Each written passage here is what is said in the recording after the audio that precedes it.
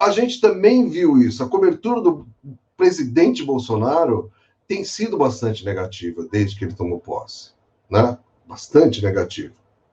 Agora, acontece o seguinte, quando a gente comparava isso, ou não precisava nem comparar, quando você vê a cobertura que Paulo Guedes tem e que o Moro tinha quando ele estava no governo como ministro, os dois tinham uma cobertura super benevolente, eu diria.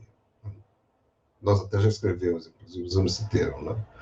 Então, e aí, quando você pega os textos nos quais o Paulo Guedes é citado, né, particularmente os textos de opinião editoriais, você vê que é essa campanha cerrada pelas reformas, né, nas quais os meios de comunicação assim se atiram, Folha de São Paulo, o Globo, Estadão, né, se apoiam de uma maneira apaixonada isso, né, e, portanto, Paulo Guedes, apesar de ser, como o Paulo também muito bem falou, um sujeito extremamente medíocre, né? Para quem leu os artigos do Paulo, que o Paulo Guedes publicava no Globo, antes de ter sido eleito ministro, quando era simplesmente colunista do Globo, era uma coisa cômica, caricata, assim, é um neoliberalismo tosco.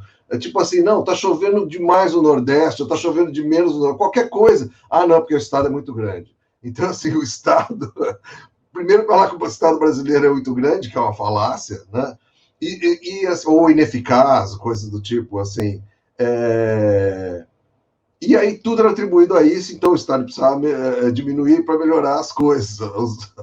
Cada semana era uma coisa diferente. Então, assim, Paulo Guedes sempre foi um sujeito muito medíocre, né? E assim, como ministro também, assim, eu acho que ele não consegue sequer cumprir, atender ao Bolsonaro, ele não consegue atender aos setores do capital que apoiaram ele, e nem a agenda dele. Então, assim, é um sujeito realmente que, assim, bom, parte disso é benéfico para a gente de ser incompetente, né? Mas é perigoso para o Brasil, eu acho, em certo sentido. Então vem a pandemia. Com a vinda da pandemia, houve um certo balanço nessa coisa, um chacoalho nessa pregação neoliberal de reforma de administração de Estado. Reforma. Ainda que no começo da pandemia, eu peguei vários editoriais, inclusive na Folha de São Paulo, que diziam que a pandemia era uma janela de oportunidade para passar as reformas. Seria um exemplo mais ou menos como um Ricardo Salles da economia. Né, passar a boiada do neoliberalismo, já que está todo mundo em casa, fechado, se protegendo do vírus para não morrer. Tinha uma coisa desse tipo. Né? O pessoal da boiada não tinha pensado nessa analogia. É boa, né? A boiada neoliberal das reformas. Mas isso teve uma certa, assim, aí com o auxílio emergencial e tal, começou a mostrar algumas rachaduras nessa hegemonia do discurso neoliberal. Acontece que, nos últimos tempos, a coisa parece estar colando de volta, né? Então, assim, nós tivemos de novo, assim, editoriais, artigos de opinião falando das reformas, que as reformas são necessárias.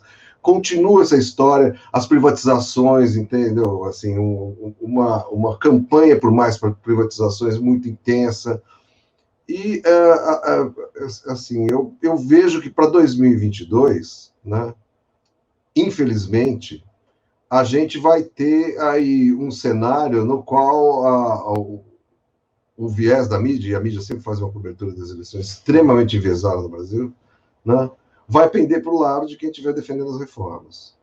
Ao meu ver, né, assim, depois dessa coisa do Lula, né, uma certa febre quando o Lula ganhou de volta seus direitos políticos, né, passada essa onda de um certo otimismo no centro democrático e tal, eu acho que as coisas começam a se assentar e me parece que fica um pouco claro que essa direita, que a mídia chama de centro, né, e alguns chamam de centro-direita, ela não tem um candidato muito forte. Né, e eles precisam desse candidato para levar essa agenda de diminuição do Estado, essa agenda neoliberal, porque assim, é uma paixão que realmente é inegável isso, eu duvido que eles abram mão disso e reavaliem num curto ou médio prazo. Então, assim, faltando esse candidato, né, eu tenho cá minhas dúvidas que um candidato desse tipo surja com força para competir com Lula e Bolsonaro, se esses dois chegarem até a eleição de fato, por razões diferentes, pode ser que não chegue. Eu acho que a grande imprensa vai fazer um papel parecido com o que fez em 2018. Na hora H, eles vão falar, olha, lavo minhas mãos, ou no fim das contas, o Bolsonaro defende aqui, olha, não deu golpe. Se chegar até a eleição, não deu golpe. Ele é muito falastrão, vai ter gente que vai falar isso, tal, sei o quê. E ele vai de novo sair como aí o grande defensor da agenda de reformas.